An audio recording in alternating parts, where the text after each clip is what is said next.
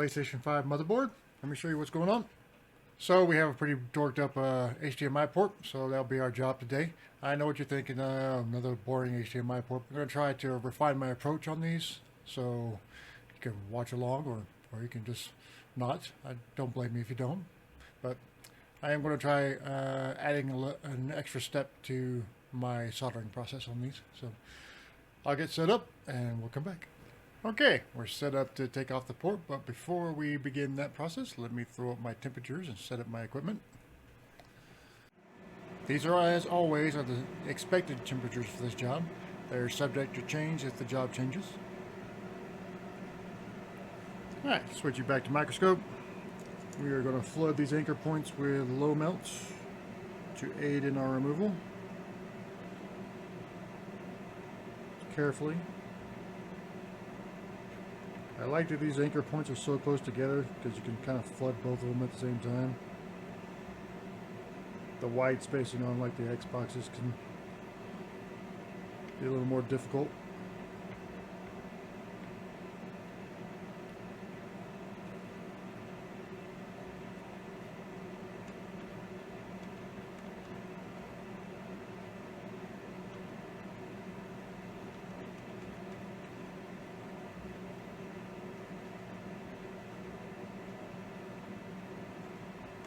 Rub it in pretty good. Don't put a lot of pressure on the pad, on the pins when you're doing it. Just rub them gently. You can't accidentally force them out and rip pads and stuff like that. Alright, let's get this thing off the board.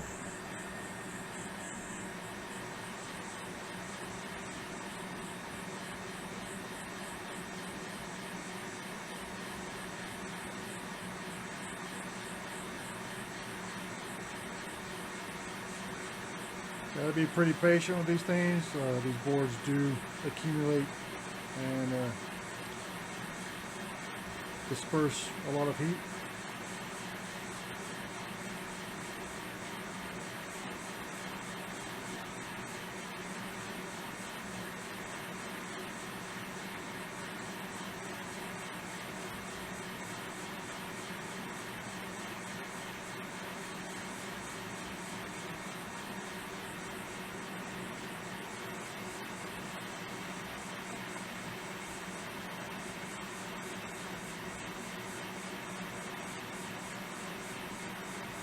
You notice I'm kind of focusing around where the pins are on the other side of the board.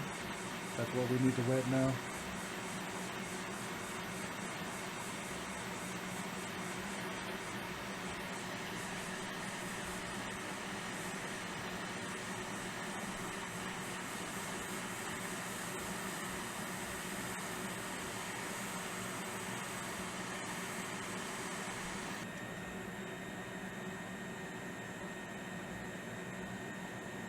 Alright, that looks like a really nice clean pull. Excellent. Okay, next step is we need to clean up this area. Clean out the anchors. Clean out the pads.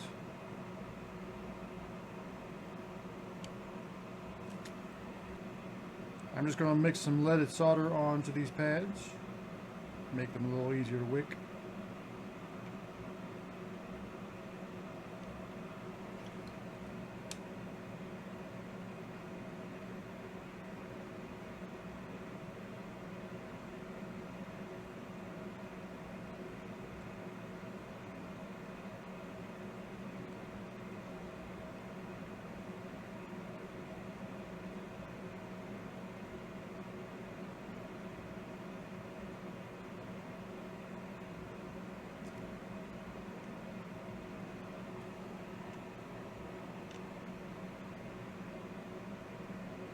Now we're going to be very careful of the capacitor while wicking these pads here.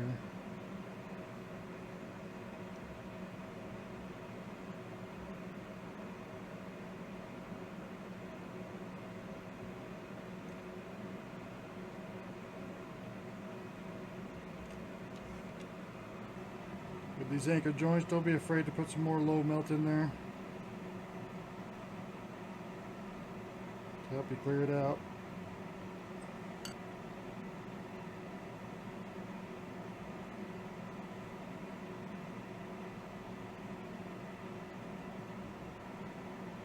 can be very difficult to clear out.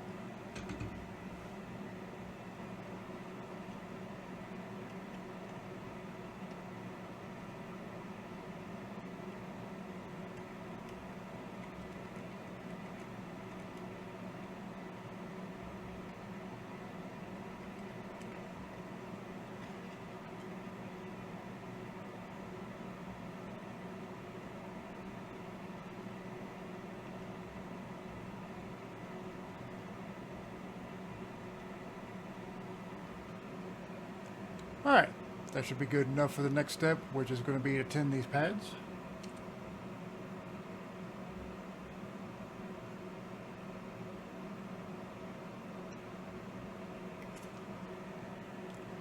For that activity, I'll be using my micro pencil with a bead of solder on it. And we're just going to lightly try and touch the bead of solder to the pads. We're not really making contact with the iron itself.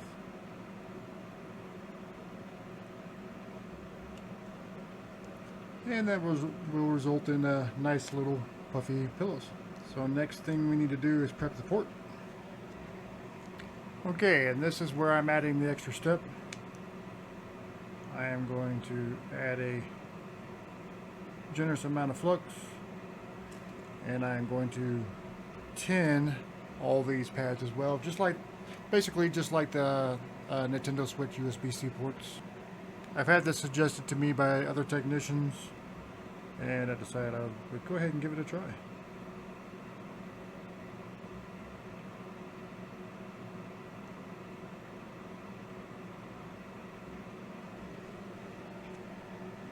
Okay, let's go ahead and place our port.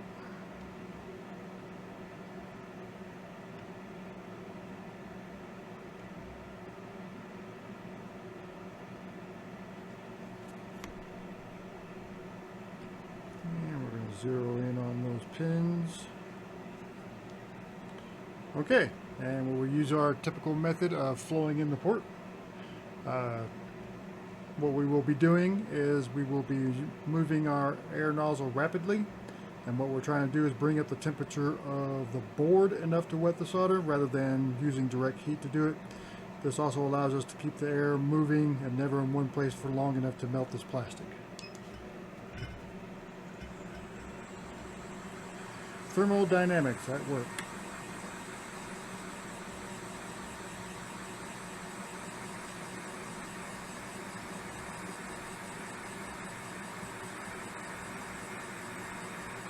I am not fast forwarding here. This is actually how fast I'm moving the nozzle.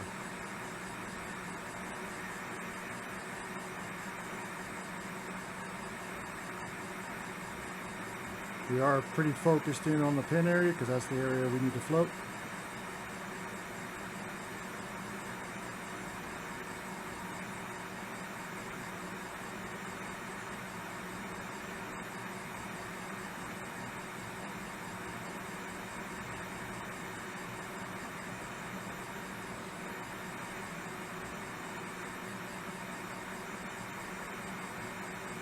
And we're just waiting for those pads to wet. They're starting to. We need them all to. There we go. Now we're going to press down and move the air. And just hold it down while it dries. The board's getting a little bit unsteady.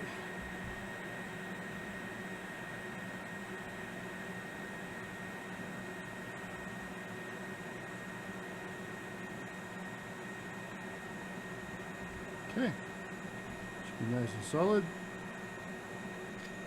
Alright, let's take a look at our pins.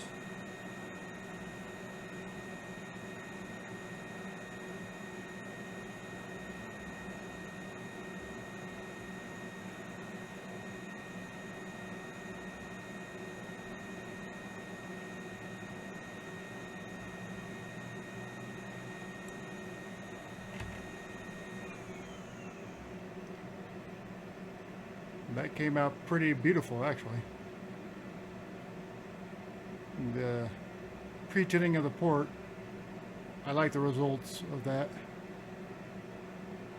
Excellent. They got really nice fillets. The solder's covering the whole pin. Excellent. I like it. Alright, let's get these anchor points done. Get some solder on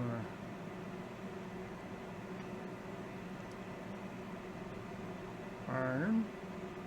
Again, if you're using a big enough tip, you can kind of get both of these anchor points at the same time, which is really nice. Again, you don't want to put pressure on them, but you do kind of want to rub it in.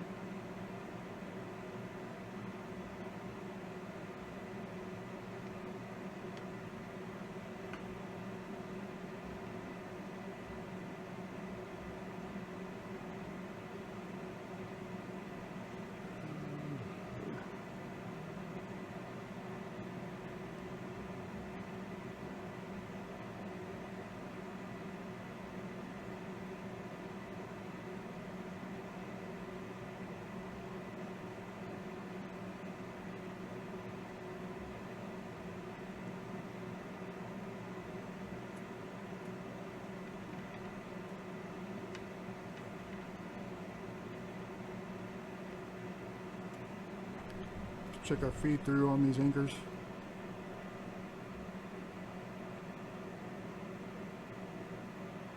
Excellent.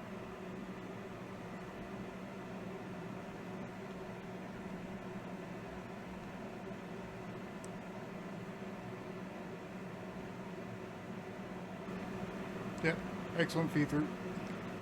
Okay, final inspection, particularly of those pins.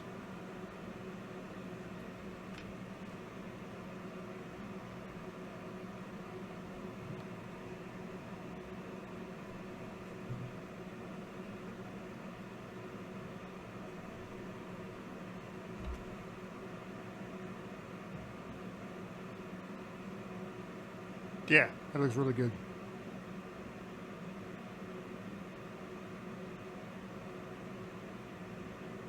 I do like the results of that quite a bit better. Okay, that's really going to be it for this video. In summary, we just had a broken PS5 port, but the reason why I covered it is because I wanted to add an extra step to my process, or my technique for soldering these back on. I added tinning the port, and I have to say I like the results. It looked good. So I'll probably be using that going forward. If you have any questions about the equipment I used in this video, take a look in the description below. Everything is Amazon affiliate link down there, so if you click on any of those links and buy anything during that session, it doesn't have to be one of those tools, anything at all.